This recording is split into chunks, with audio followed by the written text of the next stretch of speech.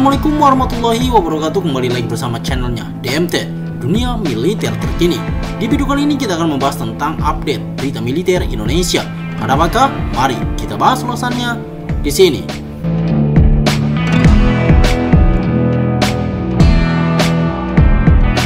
Embargo militer Amerika Serikat dicabut, Indonesia langsung kaji ulang pembelian alutsista dari Rusia. Amerika Serikat pernah menjatuhi embargo militer ke Indonesia.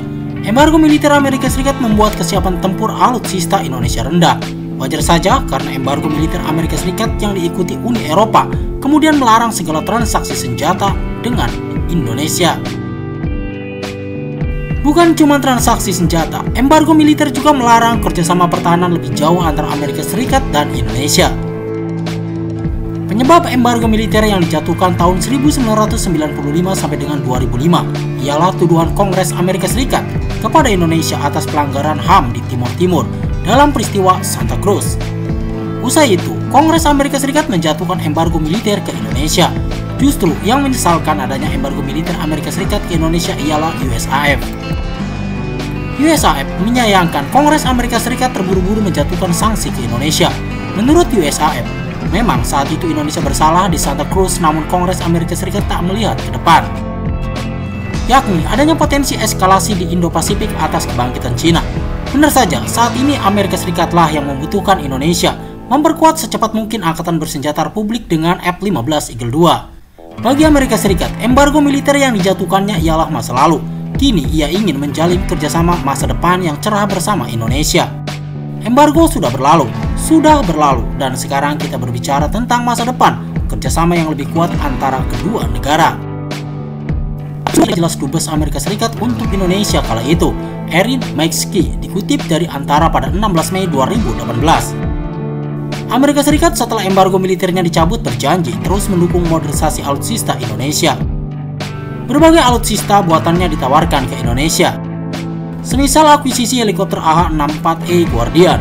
Kerjasama militer merupakan salah satu pilar pelaksana kemitraan strategis antara Indonesia dan Amerika Serikat, serta kerjasama di bidang lain yang telah dijalin kedua negara, kata McSkey. Ketika embargo masih membelenggu Indonesia, pemerintah mencari suplai senjata dari Rusia.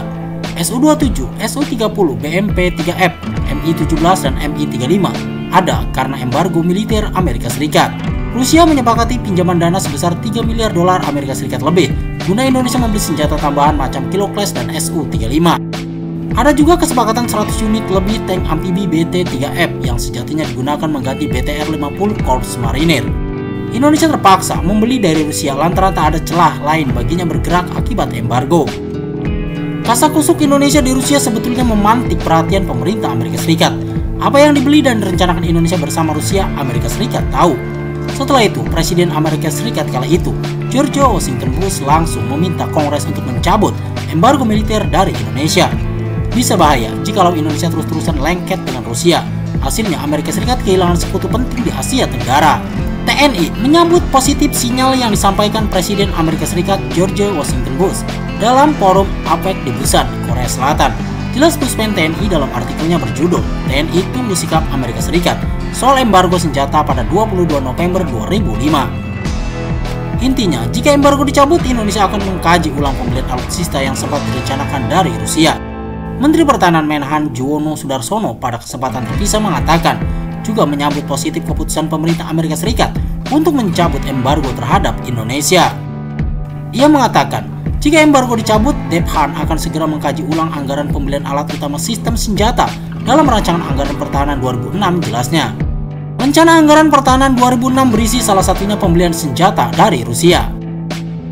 Dan betul saja, seketika embargo militer Amerika Serikat dicabut, Indonesia langsung mengkaji ulang pembelian alutsista dari Rusia dengan hadirnya AH-64E Guardian, 24 F-16 serta alutsista lain buatan Uni Eropa macam Leopard 2 RI hingga NASAMS.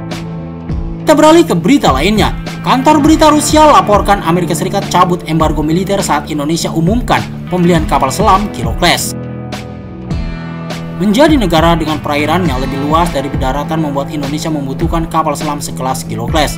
Kiloclass yang dijuluki Black Hole oleh Amerika Serikat dan kawan-kawan merupakan kapal selam rancangan Biro Desain Rubin Rusia. Adanya Kilo Clash setidaknya membuat lawan khawatir karena ia dapat menyelam secara senyap. Cina yang padahal sudah mampu membuat kapal selam nuklir dan konvensional masih mengandalkan Kilo Clash. Bahkan Kilo Clash ditempatkan di Komando Teater Selatan yang wilayah operasinya rawan gesekan dengan US Navy. Hal ini menjadi bukti bahwa Cina mengapresiasi tinggi kemampuan Kilo Clash. Kapal selam rancangan Soviet ini adalah tulang punggung armada kapal selam non-nuklir Tiongkok dan sangat sulit dideteksi.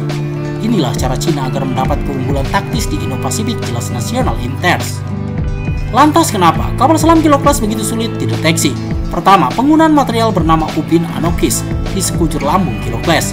Anokis ini semacam ubin berbahan karet yang di dalamnya terdapat kandungan gelembung-gelembung udara kecil.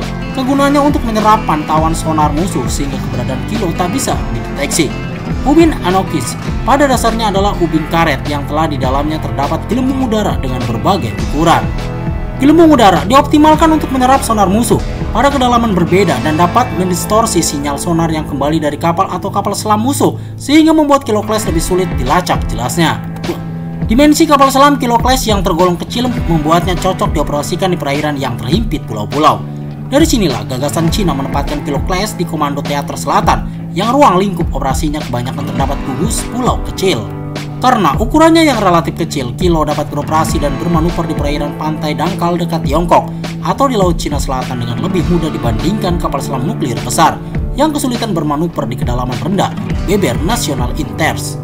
Pun dengan Vietnam maupun India, mereka juga mengoperasikan Kilo Clash. Vietnam mengerahkan Kilo Clash untuk menghadapi sesama Kilo Clash Angkatan Laut Cina di Kepulauan Paracel.